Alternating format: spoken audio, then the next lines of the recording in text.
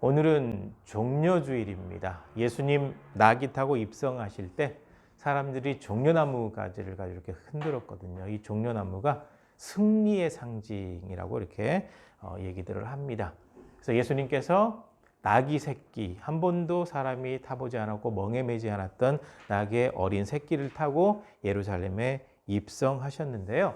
예수님께서 예루살렘에 입성하신 이유는 영광 받으려고 가신 것이 아니라 십자가에 못 박혀 돌아가시려고 예루살렘에 입성하신 겁니다. 그러니까 예수님의 죽으심은 우리 죄 때문입니다. 우리 때문입니다. 우리 구원을 위해서 십자가에 못 박혀 돌아가신 겁니다. 이게 이제 복음서에 정확히 잘 기록이 되어 있는데요. 복음서의 구조는 간단합니다. 세 파트로 나눠져 있는데 복음서 첫 번째 파트는 예수님의 탄생 내지는 예수님의 등장을 기록하고 있습니다. 그래서 예수님이 어떻게 태어나셨는지 또 예수님께서 처음 어떻게 등장하셨는지 언급을 하고 있고, 그러고 난 다음에 두 번째 파트는 갈릴리 중심의 사역을 보여주고 있습니다.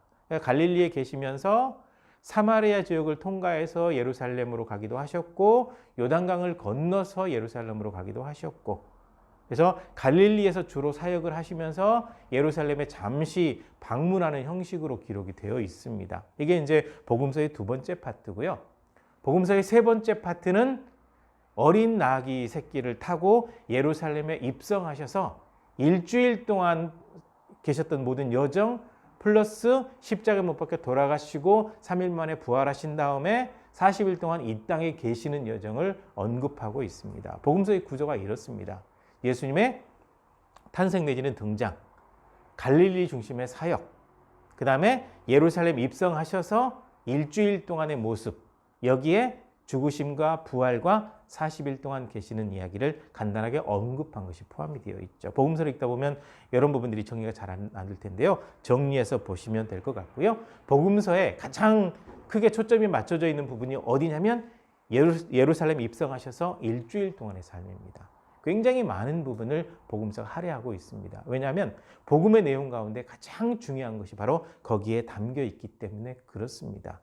바로 예수님 마지막 행적의 일주일이 예루살렘 입성으로부터 시작되자 바로 종려주일. 그래서 이 종려주일이 굉장히 중요하게 지켜지고 있는 겁니다. 예수님께서 직접 죄를 담당하러 예루살렘에 올라가셨기 때문입니다. 그리고 이제 오늘 종려주일이 지나고 나면 내일부터 고난주간입니다. 이 고난주간 굉장히 힘든 시간을 보내셨던 그 예수님의 모습을 생각해 보는 겁니다. 십자가의 죽으심, 그 다음에 부활까지. 그래서 다음 주간은 고난주간이니까요. 고난주간 하나님 말씀과 동행하면서 좀 더 하나님 앞에 거룩한 삶을 통해서 하나님께서 원하시는 모습으로 고난주간을 보내실 수 있으면 좋겠습니다. 바울 사도가 예수님의 직접 제자는 아니에요. 그런데 예수님의 그 만나주시는 역사죠. 다메섹 도상에서 예수님께서 만나주셨거든요. 그 영적인 체험을 하고 난 다음부터 바울 사도가 생각이 완전히 바뀌죠. 즉 다른 말로 말씀을 드리면 신앙이 확 바뀌어버린 겁니다. 이전에는 하나님에 대한 열심이 있었는데 예수님 믿는 사람을 잡아다 죽이는 데 앞장을 섰던 사람이거든요. 근데 이 예수님을 만나는 경험을 딱 하고 나니까 예수님이 메시아가 맞아요. 그리고 구약에 대해서 아주 정통한 사람인데 구약의 말씀들이 머릿속에서 쫙 꿰어지면서 예수님의 사건으로 딱 연결이 되어져요. 그래서 바울 사도가 나중에 이제 이 복음을 전하는 사람이 되면서 구약의 말씀을 딱 이 증언하면서 예수님 이 땅에 오시는 사건으로 연결지어서 복음을 딱 전하죠. 그러니까 바울 사도가 전한 이 복음이 굉장히 중요합니다. 오늘날 한국 교회가 회복돼야 될 복음이 바로 이 부분이거든요. 이 땅에서 복받고 잘되고 이건 신앙이 내게 하나님께서 주시는 은혜 맞아요. 그런데 거기에 초점을 맞추면 안 되고요. 하나님의 말씀, 구약의 모든 말씀을 통해서 하나님께서 어떤 약속을 하셨는지 보고 예수님의 이 십자가 사건 그리고 부활하신 사건을 통해서 약속을 어떻게 이루셨는지 보고, 그리고 이제 승천하신 예수님께서 다시 오신다라는 그 약속의 말씀을 굳건히 부여잡고 하나님의 말씀 안에서 신앙을 키워나가야 돼요. 그러니까 바른 복음, 바른 믿음을 회복해야 되는 것이 한국교회에 주어진 현재 과제입니다. 과제죠. 영혼 구원을 위해서 이 땅에 오신 예수님, 그분에 대해서 전하는 것이 굿뉴스, 좋은 소식. 그래서 마태가 전한 좋은 소식 복음, 마가, 누가, 요한이 전한 좋은 소식 복음. 이 복음이 그렇게 되는 겁니다. 그래서 바울 사도가 이 서신을 통해서 이 언급하고 있는 이 복음의 부분이 굉장히 중요합니다. 바로 하나님께서 이루어 놓으신 그 복음의 모든 그 역사적인 사건, 구원의 역사, 이 모든 것이 다 그 안에 담겨 있기 때문에 그렇습니다. 그래서 바울 사도가 전해준 이 복음이 굉장히 중요하고요. 바울 사도는 어느 곳에 가든지 이 복음을 전해서 교회를 세웠습니다. 예수님께서 하나님의 아들이라고 하는 사실, 그리고 하나님께서 이 땅에 그 아들을 보내셔서 우리의 모든 죄를 손수 담당하게 하셨다라고 하는 이 사실, 이것이 다른 그 어떤 것보다도 더 중요하거든요. 그래서 바울 사도 같은 경우 생명 걸고 이 복음 전했습니다. 예수님의 제자들 생명 걸고 이 복음을 전했습니다. 제자들의 행적을 다른 책이 여러 가지 많이 나와 있는데 보시면 주님의 복음에 매여 이 복음 전하기 위해서 노예로 자기 몸을 팔아서 가기도 하고 여러 고난과 어려움이 있지만 굴하지 아니하고 끝까지 생명 걸고 이 복음을 전하고 있거든요. 제일 중요합니다. 그러니까 우리가 항상 복음 안에 있어야 됩니다. 예수 그리스도를 믿는 믿음 안에 있어야 우리가 흔들리지 않습니다. 그리고 그 중에 중요한 것 가운데 하나는 십자가 못 박혀 돌아가셔서 우리의 죄를 담당하셨다? 여기서 끝나버리면 안 됩니다. 반드시 부활로 연결이 돼야 돼요. 예수님의 부활은 역사적인 사실입니다. 왜 사실이냐면 증인들이 있거든요. 베드로 부활하신 예수님 만났습니다. 막달라 마리아 제일 먼저 만났죠. 만났습니다. 그 다음에 12제자가 만났습니다. 그래서 이 부분에서 12제자 하면 가룟 유다가 스스로 그냥 목숨 끊고 가버렸는데 12제자인가? 근데 12제자가 맞습니다. 왜냐하면 가룟 유다가 그렇게 해서 이 제자직을 버리고 가버렸잖아요. 그래서 마띠아라고 하는 사람을 제비 뽑아서 12제자를 채웠거든요. 그러니까 12제자가 맞습니다. 그 다음에 500여 형제에게, 그 다음에 야고보에게, 그 다음에 바울 사도 자신도 부활하신 예수님을 만났습니다. 그리고 요세푸스라고 하는 유대인 역사가도 예수님 부활에 대해서 자기 책에 언급해 놓고 있는데 이 사람은 예수님 믿는 사람이 아닙니다. 그 역사에도 예수님의 부활에 대한 기록이 분명히 담겨 있습니다. 역사적인 사실이죠. 그러니까 하나님께서는 믿으라고 할 때 뜬구름 잡는 걸 믿으라고 하는 것이 아니라 모든 것을 다 이루어 놓으시고 믿으라고 하시는 겁니다. 그리고 분명히 이루시겠다고 약속하시고 그것을 믿으라고 하시는 겁니다. 그러니까 예수님의 부활도 역사적인 사실이죠. 하나님의 은혜로 말미암아서 이루어진 이 모든 사실들이라고 하는 겁니다. 그래서 증인입니다. 믿는 사람들은 증인이죠. 예수님의 십자가의 죽으심과 그 부활을 목격한 사람들이 계속해서 전했기 때문에 우리가 믿는 거예요. 근데 안 믿는 사람들은 왜 안 믿는 줄 아세요? 마태복음에도 등장하고 있지만 당시 그 광경을 목격하고서도 돈 받아먹고 시신을 훔쳐갔다고 거짓말하는 사람들의 거짓말이 계속 퍼졌기 때문에 가짜뉴스가 힘을 발휘해서 그것을 믿는 사람들은 믿지 않는 거예요. 우리나라 정치 상황도 보게 되면 가짜뉴스가 난무하잖아요. 가짜뉴스에 빠져있는 사람은 그것이 옳다라고 생각을 하고 있습니다. 가짜뉴스를 만들어낸 사람은 그걸로 밥벌이하고 그냥 돈벌이하고 먹고 사는 건데 거기에 속아 넘어가는 사람들은 그것이 진짜인 줄 알고 맹신하는 경우가 있거든요. 예수님 부활 사건도 마찬가지입니다. 실제적으로 일어난 사건이고 증언자들이 있는데 거짓말하는 사람들 때문에 문제가 되었거든요. 그래서 우리가 정신을 차리고 바른 믿음을 회복하고 바른 신앙을 갖지 않으면 큰일 난다고 제가 말씀드린 겁니다. 그래서 적어도 신앙인이라고 하면 내 안에 확신이 있고 증언할 수 있어야 돼요. 증언. 예수님을 전할 수 있어야 되는 겁니다. 그 믿음으로 성장해 나가시기를 간절히 바랍니다. 바울 사도가 이 편지를 쓴 이유가 있어요. 고린도 교회, 예수님의 십자가의 죽으심과 그 부활을 굉장히 강조하고 강조해서 교회를 세워놓았는데 고린도 교회 성도들 가운데 부활을 믿지 않는 사람들이 생겼어요. 그래서 예수님의 부활에 대해서 설명할 필요가 있게 된 겁니다. 보면 예수님 당시에 굉장히 적대적이었던 세력이 있거든요. 바리새파하고 사두개파입니다. 사두개파면 제사장 계통이기도 하고 조금 귀족 계통에 속한 사람이죠. 바리새파 같은 경우는 율법에 굉장히 열심히 사람들인데 이 사람들이 충돌이 일어나요. 충돌이 일어나는데 그중에 무엇에 대해서 충돌이 일어나는 거냐면 이 사두개파는 천사가 없어요. 바리새파는 천사가 있어요. 하나님께서 분명히 천사를 만드셨거든요. 피조물이거든요. 근데 사두개파는 없어요. 그 다음에 이 사두개파는요, 목에 칼이 들어와도 부활이 없어요. 바리새파는 있어요. 성경에 하나님께서 생명살리 사건이 있으니까 부딪히는 거죠. 그러니까 두 세력이 팽팽할 때 바리새파의 영향을 받은 사람들은 부활을 믿어요. 사두개파의 영향을 받은 사람은 부활을 믿지 않아요. 그러니까 고린도 교회 내에서도 아마 사두개파 사람들의 영향을 받은 사람들이 분명히 있었던가 봐요. 정확히 이 편지 내용에서 알 수는 없지만 정황적으로 이렇게 유추를 해보자면 그렇습니다. 그래서 부활을 믿지 않는 사람들이 생겼어요. 그래서 부활에 대해서 설명할 필요가 있어서 고린도전서 이 15장 한 장 전체를 통해서 부활에 대해서 설명을 하고 있습니다. 저는 이 내용을 오늘하고 다음 주까지 부활주일이잖아요. 나눠서 제가 말씀을 드리려고 합니다. 바울 사도가 이 편지를 쓰면서 고린도 교회 부활을 믿지 않는 사람들, 믿는 사람들 같이 있는 고린도 교회 성도들에게 얘기하는 거죠. 첫 번째 내용이 무엇이냐면 만약에, 이건 만약이에요. 만약이라고 하는 것은 거의 불가능한 일이에요. 그런데 만약에 만분의 1, 만에 하나, 이게 만약이거든요.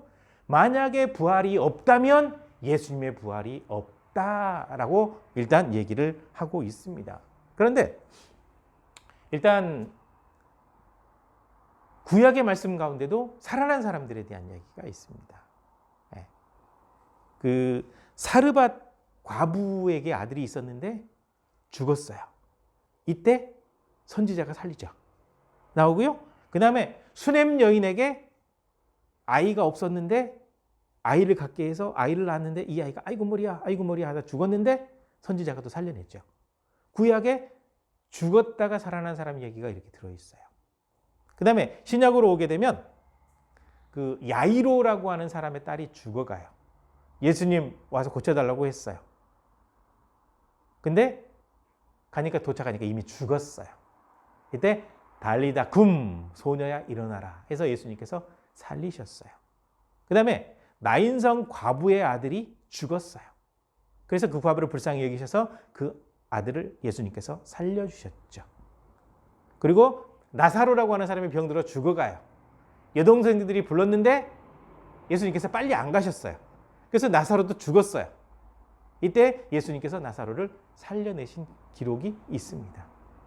그 다음에 다비다라고 하는 여제자가 있어요. 신실한 사람이고 사도들의 사역을 돕는 여인이에요.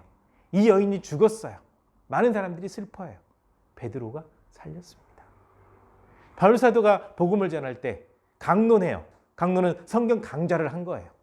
성경 강좌를 얼마나 길게 했는지 듣고 싶은 사람들은 바울 사도가 떠나기 전에 들어야 되니까 막 밤새도록 듣는 거예요. 근데 높은 창틀에 앉아있던 이 청년 하나가 뚝 떨어져 죽어버렸어요. 유두고라는 청년이 죽었습니다. 바울 사도가 살렸어요. 근데 이것은 다시 살아나서 이거 죽었다가 다시 살아난 사건인데 이게 완전한 부활이라고 보기는 어려워요. 이 사람들도 시간 지나서 다시 다 죽었기 때문에 그래요. 그런데 중요한 것은 하나님의 전지전능하신 능력은 나사로의 경우 같은 경우는요. 죽은 지 4일이 됐어요. 썩은 냄새가 나는데 살려냈더니 완벽히 정상적으로 깨끗한 사람으로 살아서 나와요. 하나님의 전능하신 능력은 죽은 자도 살릴 수 있다는 것을 보여주고 있는 거예요. 확실하게 증거를 해주고 있는 거예요. 그러니까 하나님은 생명을 주관하시는 분이기 때문에 불가능하지 않아요. 그래서 이렇게 죽은 자도 살리신 하나님께서 3일 만에 부활하신 것은 당연하다라는 거죠. 그래서 만에 하나 예수님께서 부활이 없다고 한다면, 죽는 사람이 다시 살아나는 일이 없다고 한다면 그리스도의 부활도 없다. 그런데 하나님께서는 전능하신 능력으로 죽은 사람도 살리지 않았냐. 그러니까 예수님 부활은 아무것도 아니다. 충분히 하나님께서는 이루실 수 있는 일이다. 그래서 분명히 예수님은 다시 살아나셨다라고 증언을 하는 거예요. 그런데 가짜 뉴스가 싹 침범해 들어오니까 안 믿는 거죠. 마태복음 뒷부분 보시면 알아요. 28장 보시면 알아요. 분명히 예수님 부활한 거에 대해서 제자들이 증언하고 있는데, 그걸 지키고 있던 경비병들이 제사장들에게 돈 많이 받아먹고 예수님의 제자들이 시신을 훔쳐갔다고 거짓말하니까, 이 마태가 복음서를 기록할 당시에도 가짜 뉴스를 믿는 사람은 이 부활 거짓말이야 라고 믿지를 않아요. 그런 일이 발생했다라는 거죠. 그래서 부활이 없다면 예수님께서 부활하지 않았겠지만 부활은 분명히 있고 예수님은 부활하셨다. 그 얘기를 하는 겁니다. 그 두 번째 또 얘기하는 겁니다. 만에 하나 부활이 없다고 한다면 이미 믿다가 죽은 사람들이나 믿고 있는 사람들은 이 세상에서 제일 불쌍한 사람들이다라고 이렇게 표현을 하고 있는 겁니다. 만약에 예수님 부활이 없다고 한다면 어떤 일이 벌어질까요? 이미 죽어버린 신을 누가 믿어요? 믿을 필요가 없습니다. 그러니까 기독교도 존재할 필요가 없고 부활도 없고 영생도 없고 모든 게 다 끝나버리는 거예요. 그래서 믿음을 가지고 죽은 사람들이나 현재 믿고 있는 사람들이나 다 헛것을 믿게 되는 거죠. 예수님 때문에 손해보고 열심히 헌신하고 세상 쾌락 즐기지 않고 정결하게 살고 하나님 나라에 소망을 두고 살았는데 부활이 없다? 그러면 그 모든 믿음은 다 헛것이 되는 거죠. 다 무너져 내리게 되는 겁니다. 그래서 바울 사도가 그 얘기를 하는 겁니다. 만약에 부활이 없다고 한다면 예수님 믿는 사람들이 아마 세상에서 제일 불쌍한 사람들일 것이다. 이 세상이 사는 걸로 끝이고 죽은 이후의 세계가 없다고 한다면 그냥 이 땅 살면서 마음껏 즐기고 마음껏 그냥 살아요. 공산주의가 그래서 더 악한 거예요.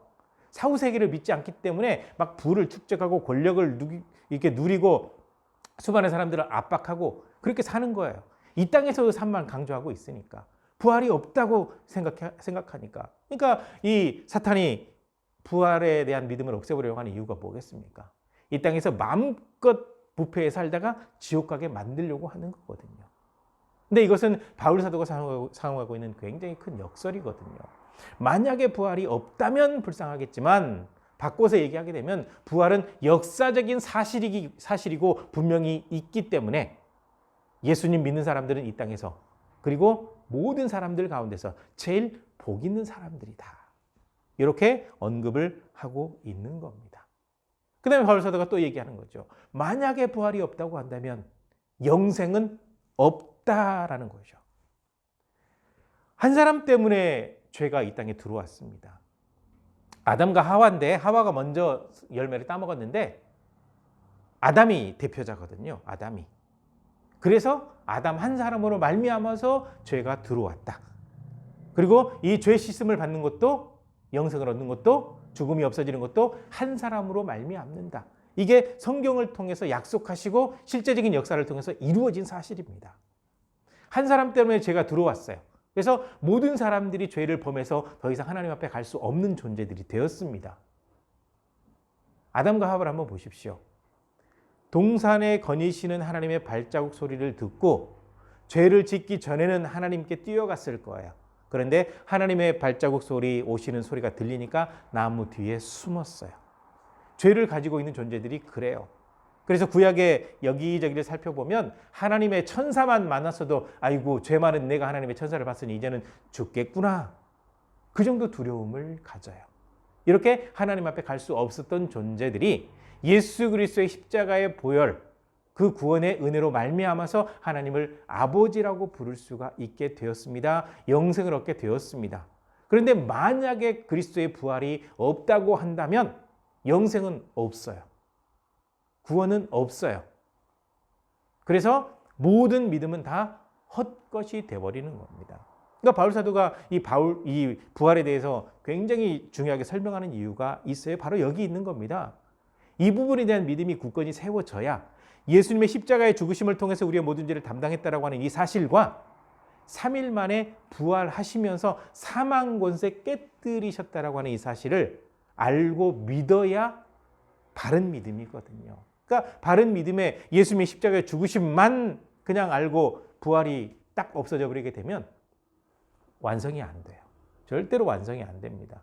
왜냐하면 부활하신 예수님이 승천하셨다가 심판주로 오셔야 되거든요. 심판이 있어야 되거든요. 그 다음에 모든 죽은 사람들이 예수님처럼 부활해야 되거든요. 근데 예수님의 부활이 없어버린다. 그러면 더 이상 모든 사건이 연결이 되지 않아요.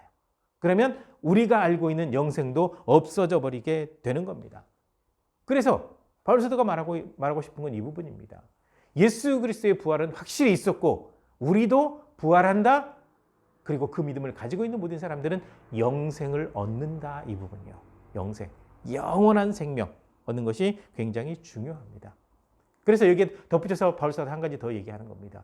만약에 부활이 없다고 한다면 심판도 없다. 당연히 심판이 없죠. 왜냐하면 심판주가 없잖아요. 예수님께서 부활하셔서 그러니까 십자가 못 박혀 돌아가심으로 모든 구원을 완성하시고 부활하셔서 이제는 심판주가 되시거든요. 그래서 승천하셨다가 모든 초소를 다 예비하고 난 다음에 이 땅에 오셔서 심판하시겠다라고 분명히 말씀하셨거든요. 그러니까 부활이 없으면 심판도 없어요. 근데 부활이 역사적인 사실이니까 심판이 분명히 있습니다. 그래서 이렇게 이제 연결이 되어지는 겁니다. 예수님 재림하시기 전까지 모든 믿는 사람들의 죽음, 믿지 않는 사람들의 죽음은 있어요. 계속해서 있어요. 있는데 이거는 이제 요한계시록으로도 연결이 되거든요. 요한계시록의 이제 심판이 이렇게 전개가 됩니다. 맨 처음에 인을 떼요. 그래서 7인을 뗄 때 첫 번째 때죠. 7째 인을 딱 떼면 하늘이 잠시 고요했다가 나팔을 든 7명의 천사가 등장을 해요. 그래서 첫 번째 나팔, 두 번째 나팔, 세 번째 천사 나팔 해서 6번째 천사가 나팔을 불 때까지 이 땅에 굉장히 많은 어떤 재앙들이 내리게 돼요. 이때는 모든 믿는 사람들도 다 체험하게 되는, 그래서 주님 오실 때가 되었구나라고 느끼는 재앙들이 딱 보여져요. 그리고 난 다음에 7번째 천사가 나팔을 불 때 이게 이 고린도전서의 마지막 나팔인 거예요. 요한계시록을 알고 있어야 이 부분을 제대로 알 수 있어요. 그래서 7번째 천사가 나팔을 불 때 주님께서 재림하시고 주님 재림하실 때 가장 먼저 있는 일이 무엇이냐? 믿음을 가지고 있고 신앙 안에서 잠자던 자들이 부활하게 돼요. 이 부활을 생명의 부활이라고 얘기를 합니다. 그리고 믿지 않는 사람들도 부활을 해요. 이 사람들의 부활을 심판의 부활이라고 얘기를 하죠. 심판의 부활은 옛날에 어떤 개그맨이 얘기했던 것처럼 2번 죽이는 거예요. 한 번 죽어서 지옥 갔어요. 또 부활해서 심판받고 또 가요. 그래서 심판의 부활이라고 얘기를 하고 있거든요. 이런 일이 벌어지게 됩니다. 그래서 예수님께서 이 땅에 재림하시면 심판이 딱 이루어지게 되는데 만약에 부활이 없어져 버렸다. 그러면 그 심판은 없어요. 그러면 기독교라는 건 존재할 이유가 없어져 버리게 되는 겁니다. 그래서 끊임없이 이 부활을 없애버리려고 하는 것이 기독교를 없애버리는데 굉장히 중요한 핵심적인 내용이거든요. 그래서 못 믿게 만드는 거예요.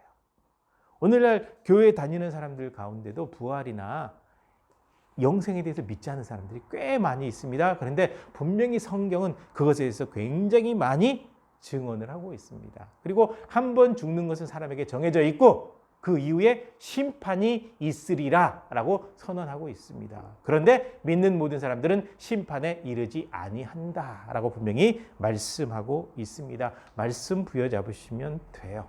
그래서 바울 사도가 지금 고린도 교회 성도들에게 하고 싶은 얘기가 무엇이냐면 부활은 분명히 있고 언급했던 모든 것처럼 예수 그리스도의 부활도 있고 또 주님의 그 은혜로 말미암아서 모든 믿는 사람들의 부활도 분명히 있고 그 믿음을 가지고 있는 사람은 영원한 생명을 얻게 되고 그 다음에 믿지 않는 사람들에게는 심판이 있다. 이 선언을 분명히 하고 있는 겁니다. 그래서 이런 표현이 나오잖아요. 주님께서 모든 만물을 자기 발 아래 두셨다 라고 하는 것은 심판주가 되셨다 그 얘기예요. 주님께서 이제는 처음 오셔가지고 십자가에 못 박혀 돌아가실 때까지는요, 구원의 메시아로 오셨습니다. 그래서 구원을 완성하셨죠. 그리고 부활하신 주님께서는 이제 승천하셨다가 다시 재림하시게 되면 이제는 심판주예요. 그래서 주님께서 딱 재림하시는 순간, 마지막 나팔 소리가 들리는 순간 이제는 더 이상 기회가 없어요. 복음을 전할 기회도 없어요. 심판이 시작되어 버리기 때문에 그래요. 그제 가서야 믿어봐야 아무 소용이 없습니다. 바로 그 이전에 믿는 것이 굉장히 중요하죠. 그래서 모든 만물을 발 아래 두셨다라고 얘기를 하고 있습니다. 그런데요, 이 고린도전서 15장 내용을 읽다 보면 이런 내용이 나오거든요. 본문을 통해서 좀 유추를 해 보는데, 당시 고린도 교인들 가운데 죽은 사람 대신 세례받는 사람들이 있었던가 봐요. 이거는 뭐 오늘날 말도 안 되는 얘기거든요.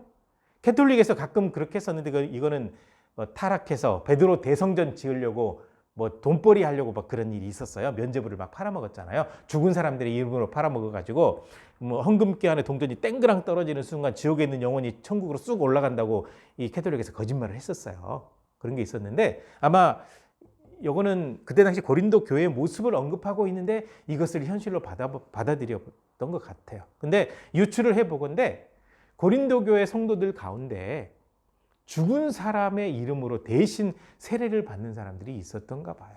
그래서 바울 사도가 그것이 옳다 그르다라고 언급은 하고 있지 않지만, 여러분들이 죽은 사람의 이름으로 세례받는 이유가 무엇입니까? 부활을 믿기 때문에 그러는 거 아닙니까? 라고 하면서 이게 죽은 사람의 이름으로 대신 세례받는 것이 옳다라고 얘기한 것이 아니라, 여러분들이 지금 부활을 믿고 있지 않냐, 이 믿음을 가지고 있으면서 왜 또 한편으로는 부활에 대해서 거부하고 있냐라고 설명하기 위한 부분이기 때문에 이 부분을 읽으실 때 혼돈이 없었으면 좋겠습니다.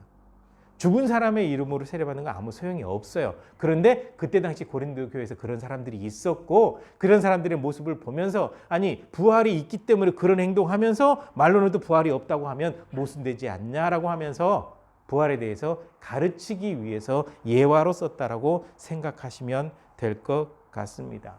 부활을 믿는 사람들이 있고 믿지 못하는 사람들이 있거든요. 근데 분명히 예수님의 부활은 역사적인 사실이고, 이 부활이 있어야 예수 그리스도 안에서 모든 사람들이 삶을 얻어요. 이 삶이라고 하는 것이 무엇이냐면 영원한 생명까지 연결되는 단어입니다. 삶을 얻습니다. 하나님 앞에서 삶을 얻습니다라고 하는 것은 하나님 나라에 들어갈 자격을 얻었습니다라는 의미가 되거든요. 그러니까 주님 안에 거한다라고 할 때 어떤 믿음이 필요한지를 분명히 보셔야 돼요. 바른 믿음을 가지고 있어야 흔들리지 않기 때문에 그렇습니다. 몸의 부활 부분에 대해서는 제가 다음 주에 말씀을 드리도록 하겠습니다. 그런데 분명한 것은 부활이 있어요. 예수님께서 잠자는 자들의 첫 열매가 되셨고, 예수님께서 부활하신 다음에 지금까지 계세요. 영원히 계실 거예요. 이것이 첫 열매라고 표현한 이유가 있습니다. 그 이유가 무엇이냐면, 예수님을 믿는 사람들이 예수님처럼 부활하게 되면 이제는 영원히 살기 때문에 그래요. 영원히 사는 존재입니다. 원래 사람이 영원히 사는 존재로 만들어졌어요. 죽음이라고 하는 부분이 없었거든요. 그런데 하나님께서 분명히 이렇게 말씀하셨습니다. 만약에 선악을 알게 하는 나무의 열매를 따먹게 되면 정령 죽으리라. 그래서 하나님께서 말씀하신 이 말씀에 불순종해서 결국은 죽음이라고 하는 것이 들어왔거든요. 그래서 유한한 존재가 되어버렸거든요. 근데 그리스도 안에 이제 주님 재림하시게 되면 영원히 사는 존재가 되는 거죠. 그래서 모든 믿는 사람들이 그리스도 안에서 삶을 얻습니다. 이렇게 표현하고 있는 겁니다. 예수님의 십자가의 죽으심과 그 부활은요, 모든 역사를 완전히 바꿔놓았습니다. 더 이상 피해 제사를 드릴 필요 없이 모든 사람들이 영생을 얻을 수 있는 길을 얻게 되었기 때문에 그렇습니다. 그래서 오늘 바울 사도가 전한 이 핵심 내용 분명히 기억하시길 바랍니다. 그리스도의 부활은 역사적인 사실이고, 그리스도를 믿는 믿음 안에 있는 모든 사람들은 영원한 생명을 얻습니다. 그리고 이 은혜를 누리고 있는 사람들은 주님의 부활을, 주님의 구원을 전해야 될 사명을 분명히 가지고 있습니다. 주님 안에서 삶을 얻었다라는 이 감격을 계시다고 한다면 어찌하든지 어떤 사람에게든지 생명을 전할 수 있는 이 삶을 통해서 끊임없이 주님의 이 사랑이 전파되는 삶이 될 수 있도록 그렇게 살아가시기를 주 이름으로 간절히 부탁을 드립니다. 기도하시겠습니다.